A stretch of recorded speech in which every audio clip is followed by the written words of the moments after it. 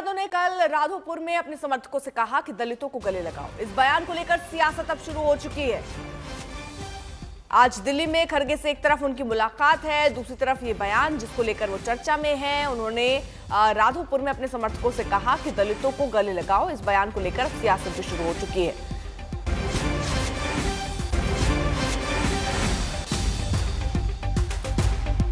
सभी भाइयों से अपील करेंगे कि मिलजुल करके एकदम रहना है, किसी गरीब को सताना नहीं है। सब यही हम लोगों के मालिक हैं, यही हमारी ताकत है।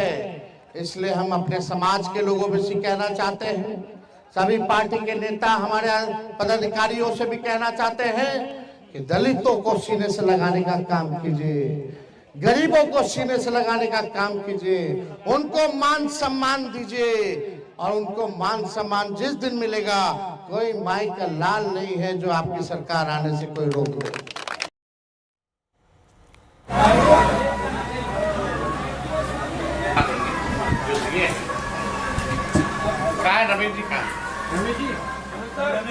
कांग्रेस पार्टी जिसका एक विरासत रहा है, स्वतंत्रता सेनानियों का विरासत, देश के लिए कुर्बानी देने का विरासत, और वह पार्टी राजनीतिक आत्मसमर्पण ऐसे व्यक्ति के सामने कर दे जो 420 का आरोपी हो, मनी लॉन्ड्रिंग एक्ट का आरोपी हो, और जिसकी कोर्ट में पेशी होती हो तो तेजस्वी यादव पिता लालू यादव हाजिर हो। अब ऐसे व्यक्ति का नेतृत्व अगर कांग्रेस स्वीकार करती है, यह कांग्रेस की राजनीतिक दुर्गति का अंतिम परिणति है।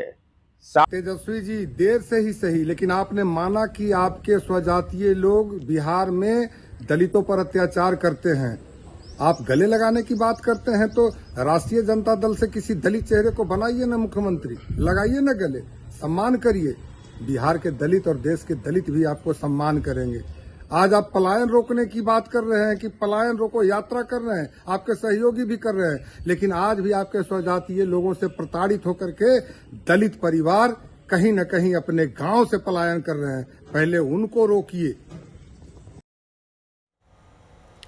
दो सहयोगी इस वक्त हमारे साथ जुड़ चुके हैं। रोहित हमारे साथ, हमारे सहयोगी पटना में मौजूद हैं, और उसके साथ साथ राहुल गौतम हमारे साथ दिल्ली पर मौजूद है। सबसे पहले जरा दिल्ली में क्या कुछ चल रहा है वो राहुल से समझ लेते हैं।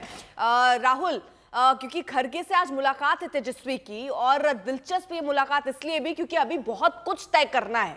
साथ है नहीं है ये तय करना है, चेहरा कौन होगा ये तय करना है, कौन कितनी सीटों पर लड़ेगा ये तय करना है। सब आज हो जाएगा। ये लंबा दौर चलने वाला भी बैठकों का।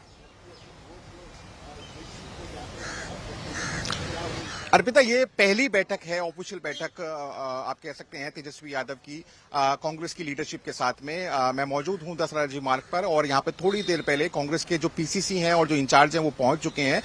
देखिए, लंबी बैठक अभी और भी चलेंगी। 17 तारीख को भी पटना के अंदर बैठक है, तमाम जो सहयोगी हैं वो जुटेंगे। दरअसल आप कांग्रेस के नेताओं से ऑन कैमरा पूछिए तो वो शायद एंडोर्स ना करें तेजस्वी यादव को, लेकिन भीतर खाने पिक्चर बिल्कुल साफ है, क्योंकि आरजेडी सबसे बड़ी पार्टी है, महागठबंधन की ज्यादा सीट्स लड़ती हैं, तो जाहिर है उन्हीं का व्यक्ति मुख्यमंत्री बनेगा, और उसको लेकर उसमें कोई संशय भी नहीं है। लेकिन क्या वो ऑफिशियली डिक्लेयर होगा या नहीं होगा, उसको लेकर चर्चा होगी। कौन कितनी सीटों पर चुनाव लड़ेगा। पिछली बार 17 सीटों पर चुनाव लड़ी थी कांग्रेस, लेकिन मात्र 19 सीट जीत पाई थी। उनकी स्ट्राइक रेट बेहद कम थी।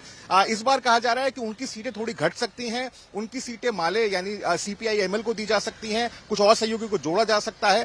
कांग्रेस भी चाहती है कि उनकी सीट भले ही कम हो जाए, लेकिन उनको जिताऊ सीट दी जाए, क्योंकि उनको ऐसी सीट दी गई थी कि जहां पर 30 सालों से कांग्रेस का कोई उम्मीदवार नहीं जीता था। तो इस बैठक के अंदर यह भी संभावना है कि राहुल गांधी भी मौजूद रहें। 3 बजे उनको गुजरात में एक मीटिंग को अटेंड करना है, उससे पहले इस बैठक में वो मौजूद रह सकते हैं, ताकि मोटा मोटा एक खाका खींचा जाए कि कौन कितनी सीट पर चुनाव लड़ेगा, सीएम फेस को लेकर क्या पोजीशन लेंगी तमाम पार्टियां। लेकिन जो सबसे महत्वपूर्ण है इसके अंदर आप कह सकते हैं वो ये है कि आखिर क्या नैरेटिव लेकर जाया जाए बीजेपी के सामने, जेडीयू के सामने, क्योंकि आप जानते हैं कि पिछले कई दशकों से जो पार्टीज हैं, ये तमाम पार्टीज बाहर हैं, बहुत छोटे पीरियड के लिए सत्ता में आई थी, तो क्या नैरेटिव लेकर जाएंगे, क्या इश्यूज होंगे, इसीलिए कहा जा रहा है ये बैठक बहुत महत्वपूर्ण है। ठीक है, आप रईस जरा सा